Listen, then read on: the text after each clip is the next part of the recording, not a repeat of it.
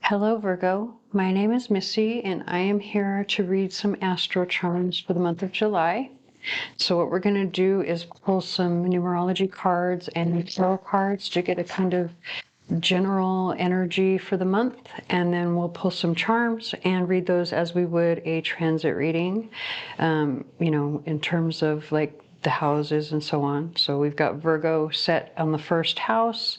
This will be for Virgo, Sun, Moon, and Rising, or any of the inner planets. However, it will resonate the most for those who have Virgo in their big three or very prominent in their chart, meaning that they have a lot of Virgo energy, like a stellium or something. All right, so let me go ahead and give this a couple more shuffles and then we'll get into the reading.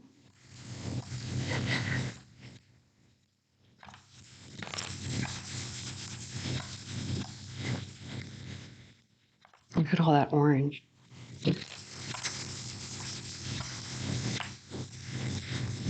I've been noticing the colors, the way the colors have been coming through in these readings, and it's just, to me, they've looked so beautiful, and hopefully the trend continues throughout the rest. I think I've made it almost halfway through, or just slightly over halfway through the zodiac, and just about every reading, the cards have come out and the colors have just blown me away, how pretty they look. So this is a pretty good combination of cards. Oh, there we go. I had a feeling orange was going to come out, and look, you've got self-discipline. All right. So self-discipline and environment. I'm not sure. Look at how complementary as well. I kind of love that, but I'm not sure exactly how. It could be that there is something in your environment that you need to have discipline to avoid. We've got 41 and 44, so the numbers 4 could be, or 4 and 1 could be important for you. We can't dismiss that once we took environment off the bottom of the deck, it left another orange card, which does say intuition. However, this particular orange, even though it is kind of complementary, I don't like the way that the yellow part of it in the center sits. So it's possible that whatever this is in your environment, it could be something that maybe you don't like, or maybe something that's not as good for you as you would like to think that it is. Something that needs to end.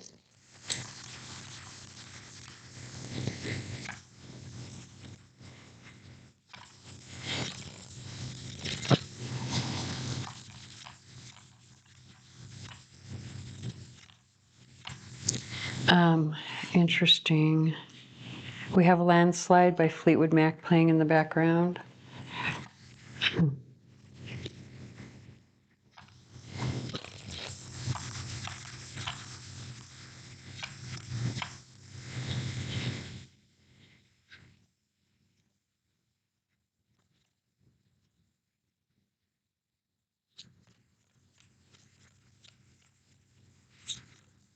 And that one was trying to jump out.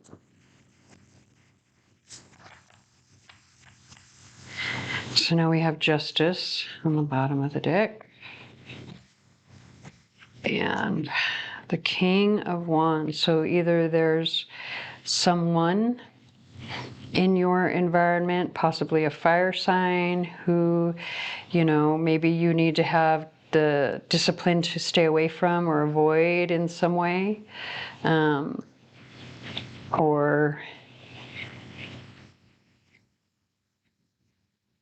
Yeah, I have to be honest, it doesn't feel like it's actually a situation or thing. I think it's a person. I really do. I feel like this is a person that you need to avoid. Why? I wonder why. I don't understand. There's something, well, other than you've got these two cards now on the bottom of the deck, which talk about intuitively, there's an ending that needs to happen. Look at personal growth and completion under that. You just can't get over, look at how complementary each set of cards is. Look at over here with the colors. Again, like I said, it's been happening in every reading where the colors are just complementary. Look at that. The right side goes very well together. The left side goes very well together. So these are all little messages in and of themselves. Something is ending. Some sort of relationship with a fire sign is ending. Like you intuitively know it. And there is some personal growth attached to it, and you have to have discipline to avoid them, I think. Yeah. So let's go ahead and get some charms.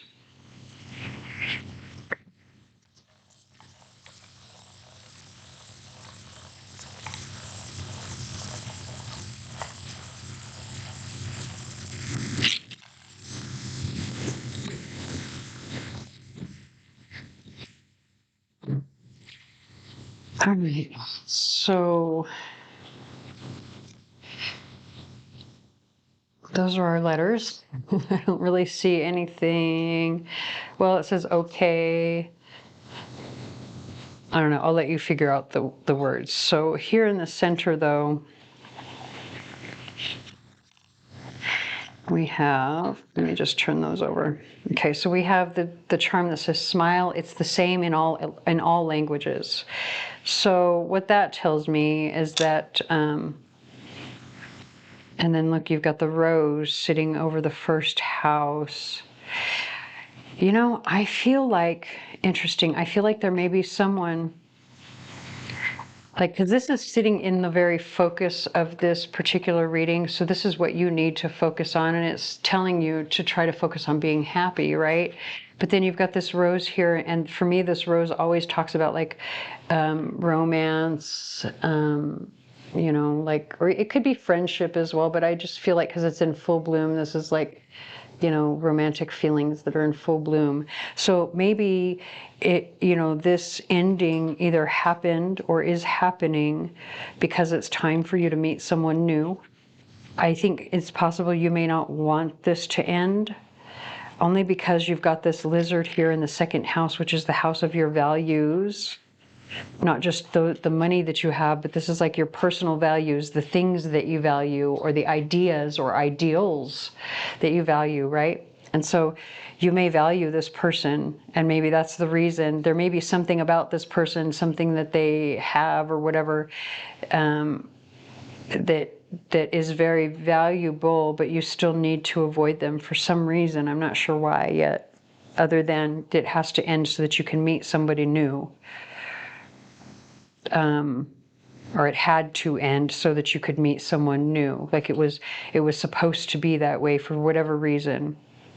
Also, we have the Walking Dead charm here in the 7th house, which is like saying to me that the relationship is dead yet again, right? Like you could even, especially if you're still in the relationship, you're just kind of going through the motions at this point, right? There's not a lot of spark there. You're like a zombie.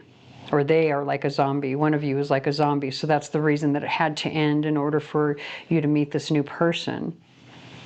This new person could even have the initial R somewhere in their name, like the first name, last name, even middle name, something, or they could be related to a place or a thing with the letter R. So the letter K, well, first of all, let me go back over here.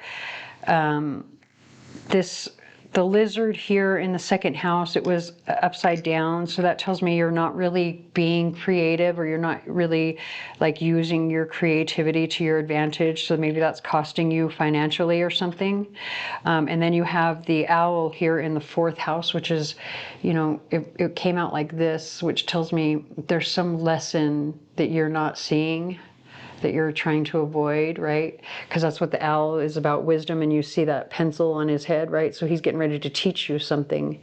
But if he's like this, you're not really paying attention, you can't see what he's saying. So there's some lesson that you're not paying attention to surrounding home and family, maybe even where you live specifically. And then when we get to the 6th house, this is the house of like work and service, also your health, but like how do you spend your time each day? And so there's the letter K attached to a person, place, or thing that you know, is related to how you're spending your time each day, or there will be this month. Now, one thing I do have to point out, because we do have these two houses, we have okay in the two houses opposing each other, the 12th house and the 6th house. And so when you're talking about like health issues, if you are a Virgo who's sitting here worrying about your health in some way, I feel like it's saying you're okay, or it's going to be okay. Just because, you know, these two houses can speak of that. This would be the hospital. This would be the illness itself, right?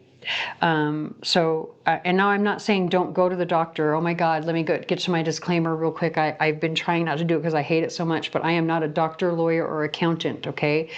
You know, if you need any advice in those areas, please go see a doctor.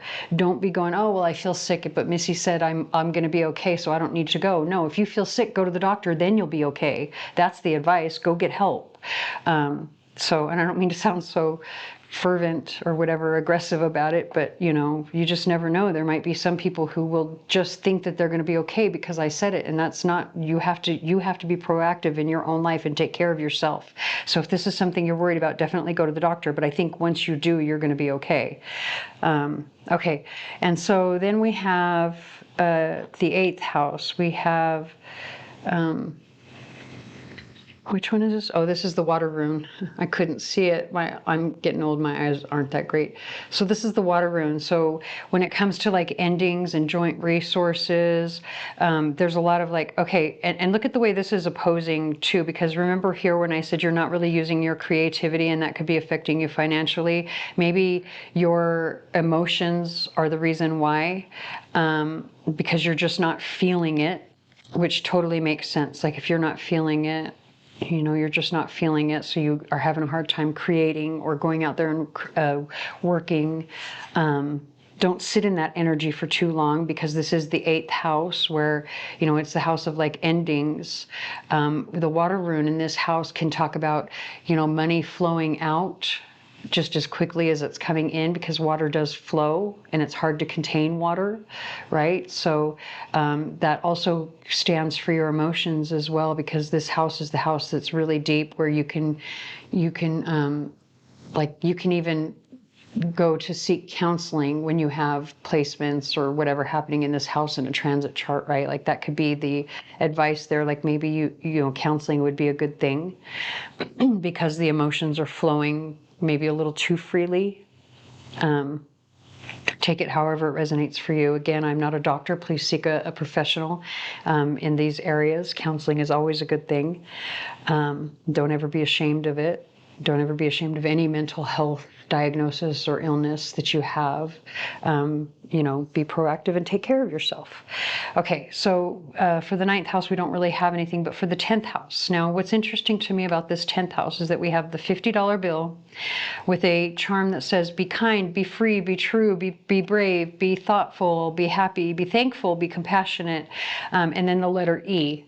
Now, the 10th house is the house that deals with your reputation, your integrity, the kind of person that other people perceive you to be. And so this is saying to me that, especially if you're dealing with a person, place, or thing with the letter E attached to it, that you will gain the most abundance by being kind, free, true, brave, thankful, happy, compassionate, honest, thoughtful, peaceful, all of the above and beyond, okay?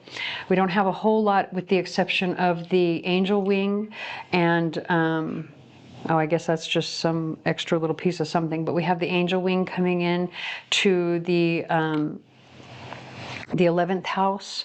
And so that's just saying that like your friends are going to be like your angels, your guardian angels this month. Like your friends are going to be very supportive and very helpful for you. And we already spoke about the 12th house with the O and the okay. Okay, so I hope that resonates. If it does not, please stick around. There may be another reading for you here on the channel that does. Please like, share, comment, subscribe, tell your friends, whatever you can to help me get my channel out there, as I am new here, and I thank you for watching.